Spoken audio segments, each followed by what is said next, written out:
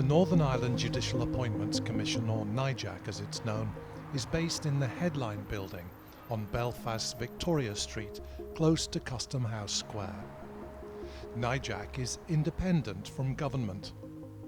It has a number of statutory functions, but essentially NJAC's job is to select and recommend people for appointment to judicial office.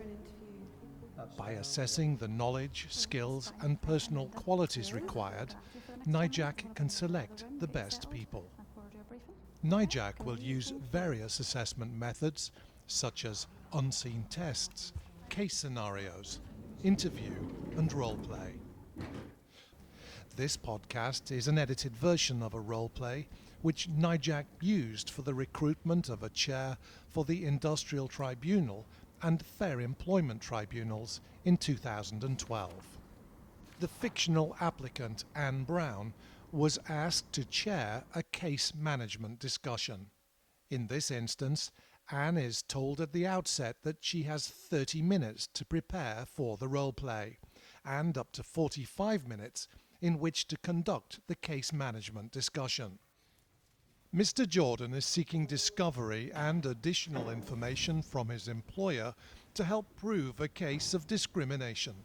Thank you. Good morning.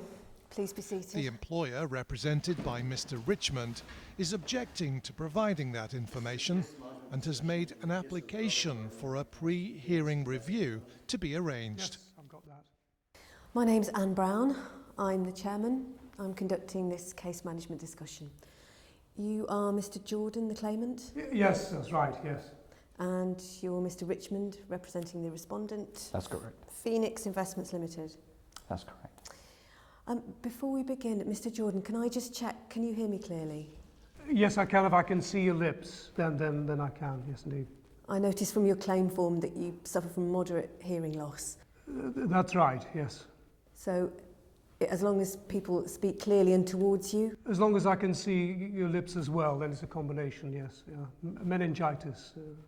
Right. There may be times when I look at Mr. Richmond, but when I do that, if you haven't been able to catch everything, I will ensure that I repeat it. Okay. And Mr. Richmond, could I ask that you look towards Mr. Jordan when you're speaking? Of course, yes, no problem, yeah. In relation to your application, Mr. Jordan, I'll give you the opportunity to explain why you need the information that you still seek, and then I'll give Mr. Richmond the opportunity to explain why the respondent believes you shouldn't have that information before I make my decision. The selection committee is looking for and assessing Anne's ability to demonstrate specific knowledge of employment law and rules, her ability to lead, manage and direct the tribunal appropriately, and to identify best points and make appropriate reasoned decisions during the hearing which are succinct and easy to understand. Would you like me to explain the difference, Mr. Jordan, between additional information and discovery? Please, yes. The purpose of additional information is to ensure that each party has reasonable details of the other party's case. And this is so that both parties can fully prepare for the hearing and that neither party is taken by surprise at the hearing. And the purpose of discovery is to ensure that both parties have all the documents which are relevant to the case and which are necessary to ensure a fair hearing and also to save costs. Which is, of course, what I haven't got. So it is absolutely right that I ask for the so-called discovery as well. Yes, well, that's what we're going to be considering today, Mr. Jordan. And it's also to ensure that neither party is taken by surprise at the hearing. In your case, it means that you would be entitled to obtain documents from the respondent, which would help. I've received some, but not all. Okay, we will be. Can I ask you both not to interrupt when I'm talking, please? If I could finish making my point. In your case, Mr. Jordan, it means that you would be entitled to obtain documents from the respondent, which would help you to prove your case or to undermine their case. And on the other hand, it would also help you to assess the strength of their case. So are you clear on the difference between additional information and discovery, Mr. Jordan? Well, It became clear to Anne that Mr. Jordan didn't understand the differences between direct discrimination, indirect discrimination, and victimisation. So she explained these clearly to him. Right, firstly then, if I start with direct discrimination, Mr. Jordan.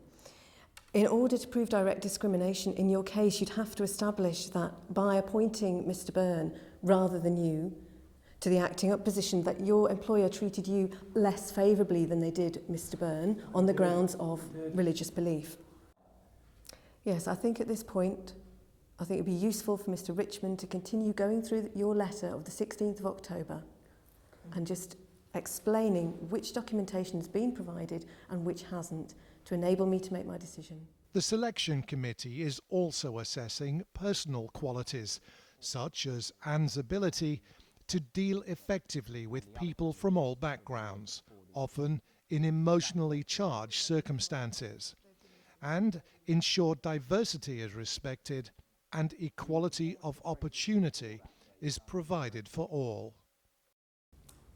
Mr. Richmond, I'd like to remind you that you need to speak clearly, keep your head up as much as possible. I appreciate that you need to look down at your notes. Mr. Jordan, please let me know if there's anything you haven't been able to hear. Please let me know and I will ask Mr. Richmond to repeat. Now, can I please ask you not to interrupt? It's important that Mr. Richmond makes his points before I invite you to respond.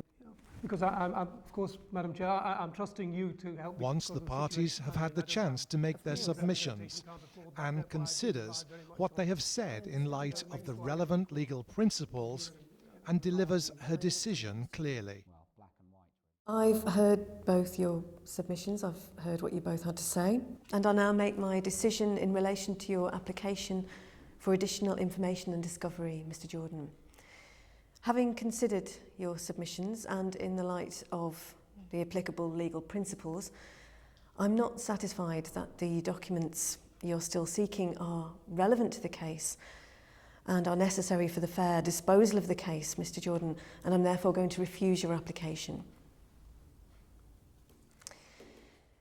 Now, I'd like to move on to consider Mr. Richmond's application on behalf of the respondent for a pre-hearing review to be arranged. But first of all, Mr. Jordan, can I explain to you what a strikeout pre-hearing review and a deposit pre-hearing review entail?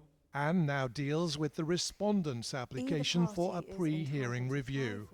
She explains the purpose of and difference between a strikeout and a deposit pre-hearing review, both of which the respondent has sought. Evidence can be heard. Having given Mr. Richmond and Mr. Jordan the opportunity to make submissions, Anne communicates her decision to the parties.